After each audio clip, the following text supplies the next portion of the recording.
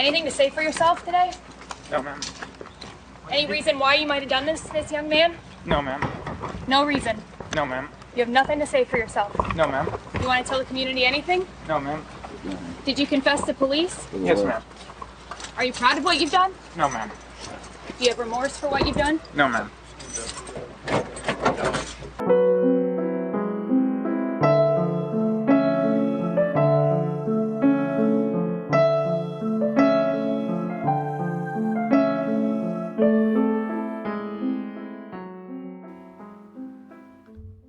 Welcome back. Thanks for listening again. This is Nyoka, This is Rachel. and we are Operation Evil.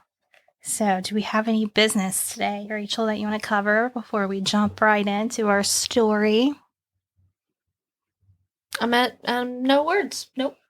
Me either, other than the fact that by the time you guys listen to this, I'm going to be a year older. I'll be officially old. Yeah, that's depressing. Anyway, other than that, I got nothing else. So let's just get on into it. Happy early birthday. Thank you. Appreciate it. Even my sister called to remind me that tomorrow I'm going to be ancient. You really won't be. Thank you, Sister Gina. I know you're listening. Thanks a lot. Anyway, this story is about the Yes Sir thrill killer.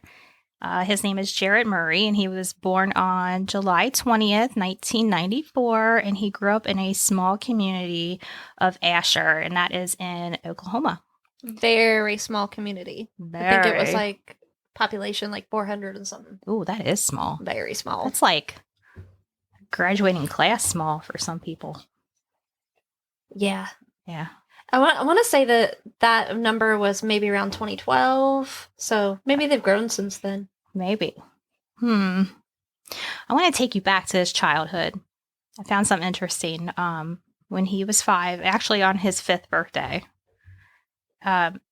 Murray, we're just going to call him by his last name, Murray, tried to commit suicide. At 5 years At 5 years old. He tied a knot, but it didn't hold. So he was discovered laying unconscious on the ground by his brother at 5. So the brother was older than him. It didn't say, but I would assume so. But I thought that was kind of interesting because you never hear At the age of 5. at the age of 5 someone, a little kid, trying to commit suicide. So that's, problem number 1. But his behavior was always odd. He was so odd that it drew attention. And he would often wear a suit to school because he said he liked the weight of it. And Sometimes he would carry a cane too. yes, that was news to me. He's definitely odd, and it's fine, whatever, do your thing. But Because like we were talking about earlier today, we would probably have been friends with someone like him. yes, absolutely. He was very different, and he never really seemed to fit in with his other classmates. He not only was he described as odd, but also socially awkward. I can relate to that sometimes. Mm-hmm. And even weird is how he was described. However, his background never had any records of any violence or dissociative episodes. And he was really smart, like very intelligent in school. He just didn't do the work. Yes, he was. They said that he was extremely bright, but lacked motivation. So that's a little bit of background on him. As he grew up, though, we're going to take you to his college years now. This is his first year at college. On the evening of October 3rd, 2012, Murray was involved in an altercation with a fellow student named Wyatt Freeman. According to a campus report, Freeman said that he and Gennaro, is that how you say it? Gennaro? Yeah, I believe it's Gennaro. Sanchez and a group of friends were playing video games in his dorm room while Murray sat with them. Murray began talking about his expertise in the martial arts and claimed that he wouldn't, quote, tap out if he were faced with a life or death situation and how he'd rather die. Freeman was like, okay, let's see how committed you are to your martial arts. Murray agreed to allow Freeman to place him in a chokehold, which resulted in him passing out. And when he awoke, things turned violent. Very violent. Because they were laughing at him, right? Was that maybe Yes. what set him off? I think so, because when he did wake, they were all laughing at him. According to police records, Murray attacked Freeman. He was spitting and punching him in the head. A resident advisor was called to handle the situation, but it was just out of their control. They couldn't stop it, and Murray started attacking again, so they called the police. Wow. I saw one thing where, when he came to, that Wyatt, was it Freeman? Mm-hmm. That he, I guess, was like, oh, you weren't unconscious. Like, he couldn't believe that he was actually unconscious. Yeah. And said something to him. Oh, told him to, like, get out of his room or something. And that's why Wyatt punched him and spit on him. Oh. Spit in his face. And then, so he went back to his room. And then, like, later that night, Wyatt shows up at Jared's room. And Jared had, like, dropped a flashlight out of his pocket. And he's like, here's your flashlight.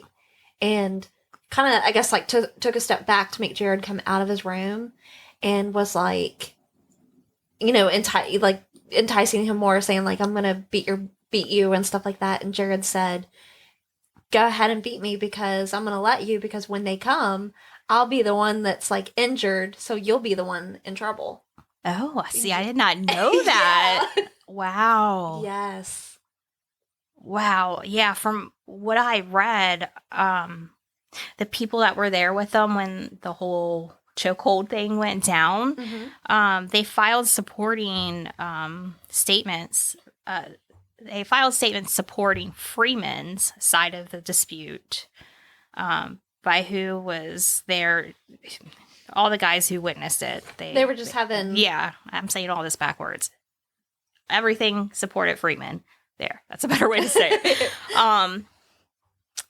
Both boys were placed on probation, and there were no further incidents between the two, but it said that Freeman felt uneasy from there on out. Yeah, I think he even put a request in to have Jared moved to a different hall or something. Yeah, why wouldn't you just put for yourself to go? Yeah, because the housing people said that it's just typical college, boy shenanigans or whatever, and the request was denied, I guess. Yeah. Oh, and so on the evening... That happened in October? That was in October of 2012 when this altercation happened. Yes, October 3rd, 2012. And I'm going to forward a couple months to December 6th, 2012. Murray asked Gennaro, Shantes, the guy who was also there that night, when Freeman and him got in that little dispute thing, he asked him, because he lived down the hall. And from what I found, they weren't really friends. He just kind of knew him, like an acquaintance, right? Yes. Yep. He asked him for a ride to Walmart, and he would give him $20 in gas to do it. The guy agreed, and he said, sure, and... They get in the car, and when they arrive to the parking lot, Murray produced a gun and demanded him to drive to an isolated area 5 miles north of Asher. To calm Sanchez's nerves, Murray unloaded the clip and the bullet from the chamber and handed them to him, only to pull out another clip and lay it on his lap. After a 29-mile drive, they arrived on a small road in the country where Murray shot Sanchez in the head as he drove. The vehicle came to a stop in a ditch against a tree. After Murray pulled Sanchez's body from the vehicle, he heard him gasping for air. So to ensure his death, he shot him again in the head. Then he placed his body down into a ditch and poorly covered the body with dirt and leaves and a single stick. Yeah, I think I remember in the interrogation they're asking him about that stick, and he's like, I might have, when I rolled him over, it might have just landed on him or something. Now when they're driving from supposedly, Walmart, Yeah. or wherever it was that they left in there on their, because what was it? They pulled into the Walmart parking lot, They right? did, yep. So from there to the destination that he took him, which was in Ada, Mm-hmm. it wasn't really that far from Jared's grandparents' house. And I think a friend that he had, like the friend's parents' house. So he was familiar with this area because it's kind of where he grew up. And he said that this road, the reason why he took him out that way was because it was a road that wasn't high traffic. You only drove that road if you lived out that way. And this was Okay. about like 9, 10 o'clock maybe at night. And he said that on their way there, though, he's trying to talk to Gennaro, calm his nerves, telling him he's not going to kill him and stuff like that. And they're talking about like their lives, like how they kind of like grew up. And Gennaro's talking about how a lot of people would make fun of him about his weight. And they compared notes with because Jared was a big guy at the time too. Oh. And Jared said, people would make fun of me, but then when I was in 5th grade, I beat the bullies up so they stopped making fun of me. Because Gennaro was talking about how he was very self-conscious of his weight. So I just think it's kind of, the whole time he already knew what he was going to do. Yeah. 3 days before this, 2 or 3 days, he had decided that this was the person that he was going to kill, and it was by opportunity. Yes. And what was it he said? Because he figured he had less friends. Yes. Which is sad because if you think about it, they probably would have been really good friends. Yeah, if he would have gave it a shot. It sounds like they were both kind of a little bit like outcasted. Yeah, and from what I saw too, Gennaro was new to the school, new to that area. So it wasn't that he, like at his former high school, he had tons of friends. He was popular. It was just that he was new to that area. So, for Jared to think low profile kill, is that what he was thinking? Yeah, that's exactly what he was thinking.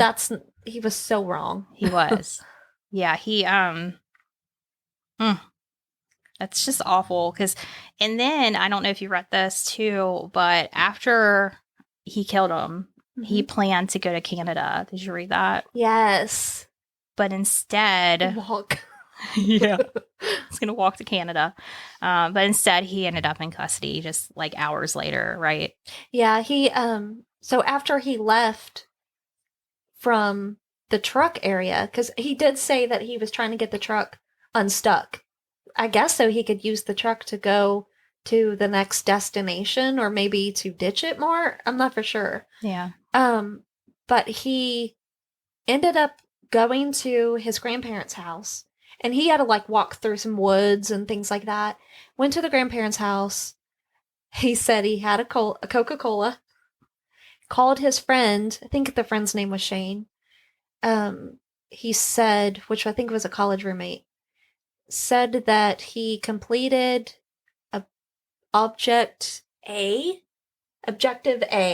completed that task, like it was a task. Oh my gosh. Yeah, and then he talked to Shane's parents, the dad. Oh. So in the interrogation, he's telling this undersheriff, he's telling him that he goes to Shane's dad's house to get a can of WD-40 to remove fingerprints that were left at the truck. So it come to find out later, they find out that like he had actually talked to Shane's dad, that he told Shane's dad what he did. He did? Yeah, told the dad, I took someone's truck and I killed him for it, and now I need your opinion on what I should do. So supposedly Shane's dad took Jared back to this like abandoned house that was just maybe like a couple miles away from the abandoned truck. Mm-hmm. Oh, but let me back it up. While Jared is still at this truck, and remember how you're talking about how he like hit his body? Yes. Poorly. Gennaro's body? Yeah. Well, a man had drove up, and he was like, I think that this man saw the headlights of the truck is why he stopped. And this man says, do you need help? And he's like, oh yeah, I just need a ride. That's how he got to his grandparents' house. This man gave Jared a ride to his grandparents' house. Oh, so he didn't see the body or anything there. Well, come to find out later on, which you'll get to the investigate or whatever and all that, but come to find out, he thinks that this man saw the blood in the body and called the police. Oh. That's what he speculated because, you were talking about that Jared was taken off for Canada. Yeah. And he tried to hitchhike down the highway. And he had it in his head that, oh, well, the cops are going to think I'm headed to Mexico. And he gave himself like 6 to 8 hours to flee. Ooh. Yeah. So that the undersheriff pulls up behind him while he's hitchhiking. Oh, my And then there's all these gosh. truckers that are, because Jared says, all I see is truck drivers. And I figure, oh, they're working, so they're not going to stop. And the sheriff pulls up behind him and he's like, oh, I'm the one you're looking for. And the sheriff is like, be quiet. Let me read you your rights. So he knew. Yeah. The sheriff knew Mhm. what he'd done. Yeah. So they're thinking that maybe this. Somebody ratted him out. Yes. Maybe this man. Do you think saw- Shane's dad did? That was talked about too, because the sheriff kept asking Jared these questions. Because, Jared's talking about the dad, like, oh, the WD-40 was on the porch. And I just grabbed it, and I just went back toward the truck. Well, the cop leaves, comes back, and he says, I know more than you think, just come on, be honest with me. And Mhm. Jared is like, okay, the truth is, I didn't want to bring Shane's dad into this, but the truth is, I did talk to him and, told him what I did. Not how I did it, but what I did, Mhm. and wanted advice, and he gave me the WD-40. And they asked him what that was for, and he said, the fingerprints. Yeah, I never heard of that before. Me neither. That's a first. And there was also a business card left on the passenger side window that said, come to the abandoned house. And What? the cop is like, did you write that note? And the gun was missing from the truck too. Yeah, because he said he left it in like the center console or something. Yeah, so I went that's one little unfinished thing that I didn't get to find out was I was didn't Shane either. more involved? They kind of let that go. Yeah, I didn't. When I was doing the research, there was someone else that was asking about the gun, like what happened to it, and He it was like a insists that blog thing. So I don't know. Yeah, and he insists that the gun was there when he left. So I bet Shane's dad did. Maybe hide it or something. Because if you think about it, I mean, what about if your kid has this friend and she comes in the middle of the night and was like, I just killed somebody. What are you going to do? You're going to try to just remain calm, be nice, and get them out of there and then call the police. I mean, that's like what people would do. See, the guy that gave him a ride, I mean, why would he even offer him a ride if he saw a body or blood? Yeah, well, maybe. So what Jared was thinking was that the man maybe became suspicious of him and went back to the scene after he dropped him off Okay. to see what he was doing. And the thing is, too, is that Jared was saying that when the man was taking him to his grandparents' house, Mhm. this man was talking about how these people stole guns from him and that the man hated thieves. He didn't care if it was $50. The guns, I think he said the guns were worth about $1,000. So he was talking about, I'm going to go find these guys. If I seen him on the side of the road, I'd kill him. So what This if... was the guy that picked him up? Yeah, so, like, what if this guy... How do you get two crazies in one car? What if this man found the gun and took the gun and seeked revenge on these thieves? That's an interesting theory. Wow. Yeah. I did not know all that. I tried to watch the whole interview, and it was... oh, man, it's long.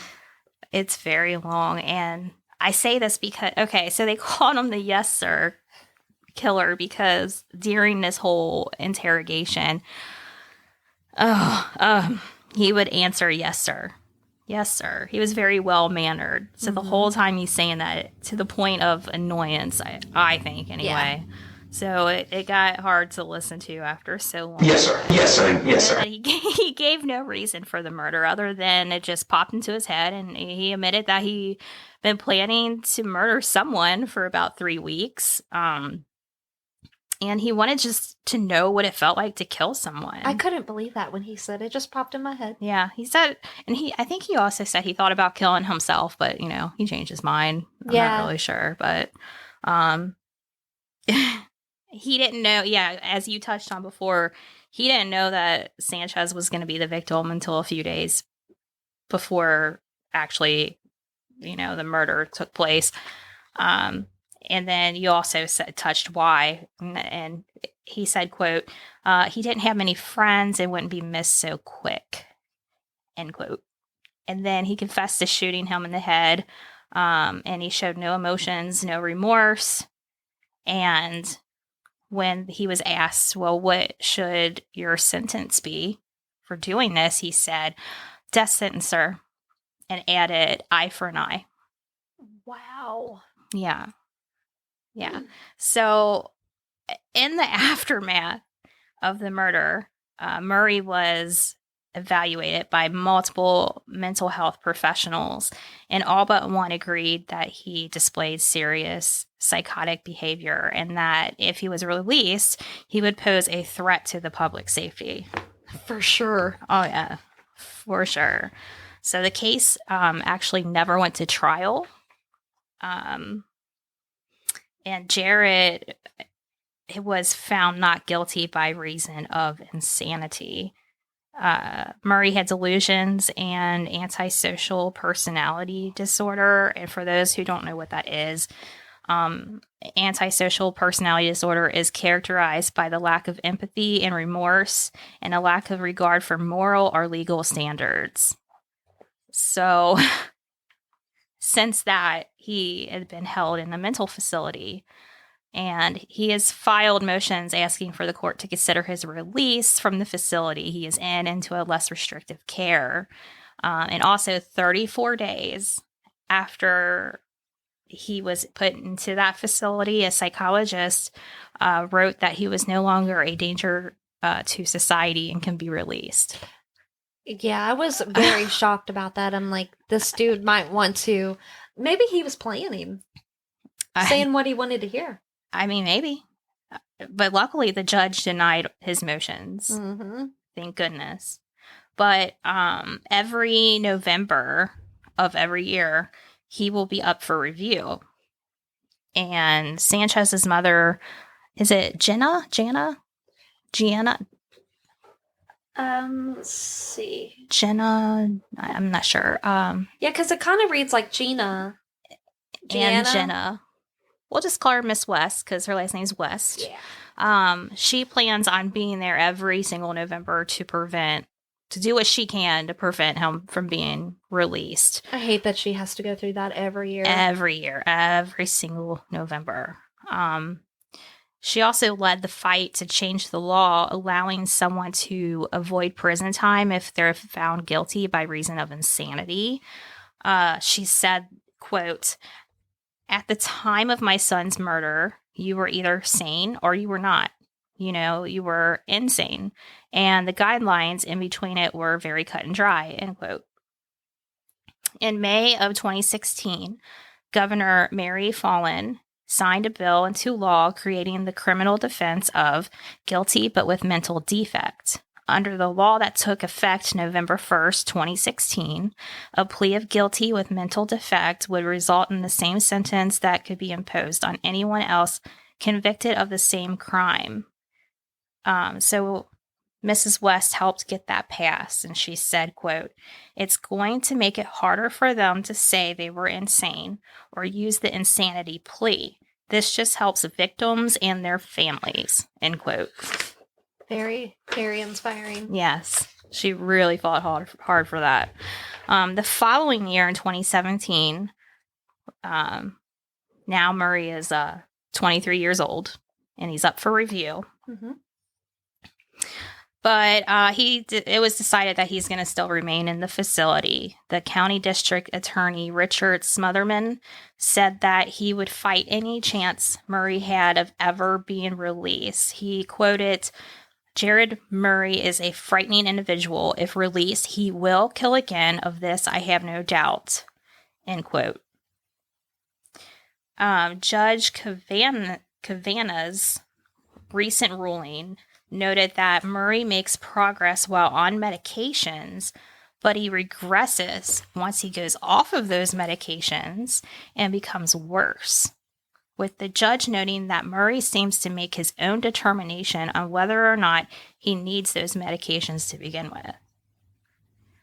So, some of Murray's treating physicians deemed him as the most dangerous patient out of the 200 that they're treating. And today, as far as I know, his status hasn't changed. He's still there. But he looks like a totally different person. Yeah, he's lost so much weight. Yeah, he's like half the person that he used to be. Did you find out anything on that? No. Did he just starve himself in this mental facility? He looks so fragile. Yes. Could you imagine if he went off okay, this might be very judgmental, but someone like him is not going to take their medication. He's not going to stay on his medicine. He's released.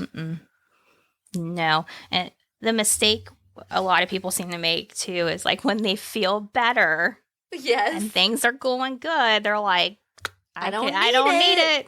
I don't need it. It's true. It is very true. Very true. But the only reason why they're feeling better is because of the medicine. Taking the medication. And he doesn't, it's like he knows what's right and wrong. Mm-hmm. He just doesn't care. No, he doesn't care. Because which I kind of forgot to mention, when his friend Shane, when the dad was taking him back to the truck. Yeah. So the dad didn't totally take him all the way to the truck. He, took him to this abandoned house. Mm-hmm.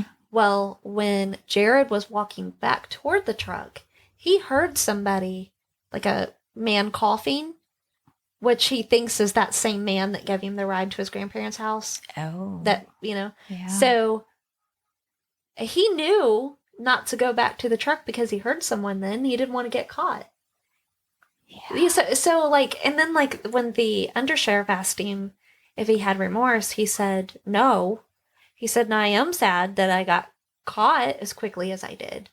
But then he also said that it made him feel better because he was caught by someone like a sheriff. Yeah. He said if it was like a patrolman or something, he would have felt worse. I did not know that. Yeah, so the undersheriff says, "Well, I'm an undersheriff, right? I'm not the sheriff." He said, "Yeah, but it still makes me feel better." Still close enough, yeah, I guess. And the undersheriff said, so that someone up in ranks caught you, and he said yes. Wow. Yeah. I think he should not be proud of that at all, because he got caught so fast. He obviously, for someone who's so smart, he was really stupid. Yeah. And it makes me think, too, what else did he have planned? I don't know. And from what I read, too, he didn't take medication in this time period, even though he should have. I don't even know, honestly, if he was even diagnosed with anything during this time, too. I don't think so, because I think, they talked about how he wasn't really bad as a kid, and I guess, with his grades and stuff, maybe that could have been a clue where he just stopped doing his grades, or, doing his work to have passing grades. But he got his GED. Now I'm looking right now at I'm curious on the diagnosis of antisocial personality disorder because I've only found one source that even referenced that. Mm-hmm. But according to diagnostic criteria, in cases of antisocial personality disorder, these traits can't be explained by someone's upbringing, environment, or substance abuse, as they sometimes can in people without the disorder, nor do the traits change significantly with time. Some of the country's more notorious criminals, including Ted Bundy, who raped and killed dozens of women in the 1970s, and Jeffrey Dahmer, who murdered and ate almost 20 boys in Wisconsin between 1978 and 1991, have been thought to have the antisocial personality disorder as well. I guess I wouldn't put them in that category. Okay. It says those with antisocial personality disorder are also sometimes called psychopaths or sociopaths. Now that makes more sense to me. Out of the legal protections of insanity, So, but they're not the same. I don't know why. I don't know. So It's very confusing. sociopath, is that where a lack of emotion? Yes, which would describe it, but the psychopaths and sociopaths are a fine line in between each other. So, I don't really know how to differentiate them other than. Well, according to this, it says sociopaths, those with antisocial personality disorders. It says who disregard right and wrong and others' feelings. So. But I guess, but they know what's right and what's wrong. And maybe, I don't know. I'm not a psychologist, but I do find the mental health interesting. Mm-hmm. I always have. Well, like I said, it's interesting with him because he didn't want to get his friend's dad involved or in trouble. But then. Yeah, so there was something there. And he also wanted to make Gennaro feel at ease, even though he knew what he was going to do. Right. And I will say, I know that not every psychopath or sociopath is going to go out there and murder someone. That's just not going to happen. Right. It's just because they are diagnosed that doesn't mean they're hopeless. Doesn't mean that at all. Or that they mean harm to someone. Yeah. In any such way. Yeah, so we are definitely, just to make it clear, I definitely don't put down any disorder. If anything, I want to learn more about them and differentiate them. Because it does make you wonder with someone like him. Right. Can they be helped? You know, if he had someone with him 24/7 monitoring, making sure he takes his medication and things like that. Yeah. Could he live a healthy life? He couldn't live a normal one because he can't do it on his own. No. At least he can't. He had, if he keeps regressing. He had, ambition, too, though. He wanted to be a chemist at the Department of Defense. Oh, I didn't know that. Oh, yeah. So that's what he was going to school for. I guess so, yeah. And then, he, with math and science, those are difficult subjects, and I guess he thrived in those subjects.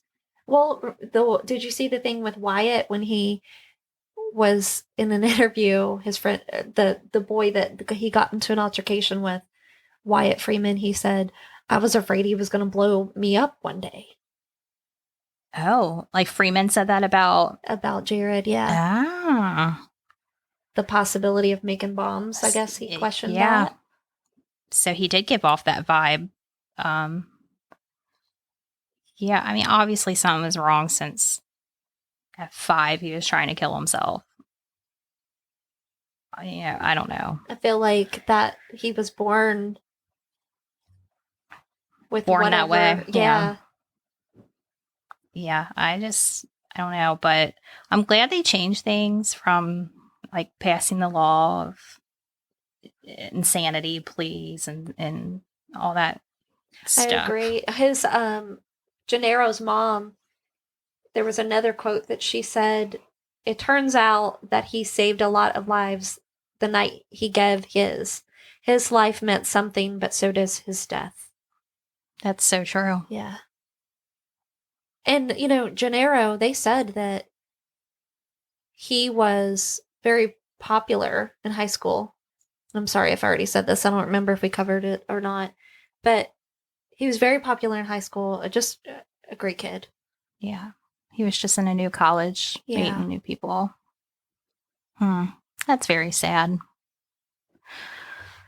But yeah, that is the story of the Yes Sir Killer. I'm going to, hopefully, when you listen to this, you've already heard a clip. I'm going to try to put that in the beginning of him doing the yes sir, yes sir, yes sir. There's also another clip, too, where he's coming out of, I guess the jailhouse or the courthouse or something, getting into a van. And he's in the handcuffs and everything. And a reporter is asking him the questions like, are you sorry for what you did? And he's like, no, ma'am. Yes, ma'am. No, ma'am. It's just very, as a matter of fact. And then the undersheriff, one last thing I wanted to add was, he asked Jared, he said, did you get anything out of it? And he said, no, I got nothing out of it. Didn't get anything out of it. And he said if he had to press himself to ask why for an answer, all he said was, to prove the strength of my resolve. That's so odd. I don't even know what he means by that. I don't either. And the sheriff was like, oh, well, I don't mean to press you. Wow. I have no idea, yeah. I guess we really should have named him the most well-mannered caught killer. he would steal that from Ed Kemper. Yeah. Do you see what I mean about, or have you watched some things about Edmund Kemper? Yeah, I have. He reminds me of him. Yeah. Except for Kemper liked to talk a whole lot. He'll give a whole lot of details other than saying yes, sir, yes. No, ma'am. He was very disgusting. Yeah. Yeah. Someday we'll cover him too. Oh, yeah. So that is the story of the Yes Sir thrill killer, Jarrett Murray. Very interesting. Good pick. Good Thanks. pick, Rachel. You did fantastic. I was reading about him for hours. Is this real life? Is this... Nyoka put her heart and soul into this. Well, I mean, she always does, but she really did this one. There are so many sources, which I will link all of them below. I do that just so you guys know. Every episode in the show notes or description, we list all of our sources, so you can always reference those if you ever want to look at that. But, all right, friends, I don't know. We don't have anything else for you. Other than we want to say again to Nyoka, happy early birthday. Thank you. And we do want to thank, we know we got some dedicated listeners. Can we shout out Yeah, why a not? couple? Yeah, go ahead. Like Heather. Yes, Heather is amazing. Her good ideas. Yeah. Heather. Making us better. Yes. Nicole. She gave us one of the stories we did in the past. And then there's... It looks like your Wi-Fi password has changed. To update Do you your hear Wi-Fi that? information, go to the Alexa app. No, Alexa. Go away. Alexa is Oh, interrupting. I bet it's because I said Alexis.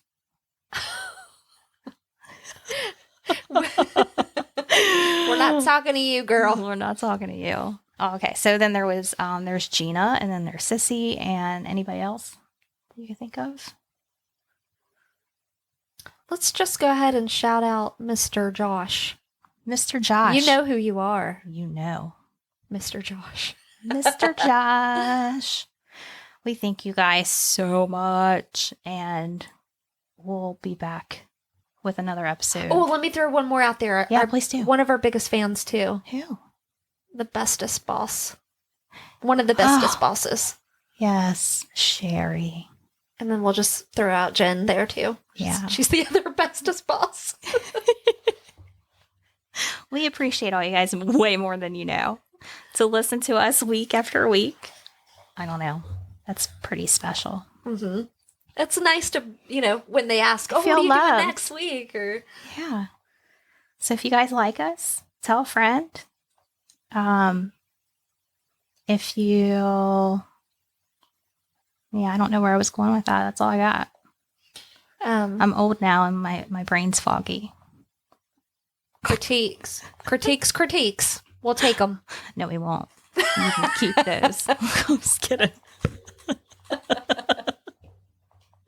No, as always, any suggestions, any kidding. ideas are welcome. Just don't be mean. Don't be mean. We'll cry. Literally, we will cry. No, we probably won't. No, yes, we will. No, we won't yes, care. Maybe. Okay. Anyway, we'll see you next Monday. Not see you. We'll talk to you next Monday because we're friends. And that's what friends do. You guys have a great day. Again, this is Nyoka. This is Rachel. And you just listened to Operation Evil.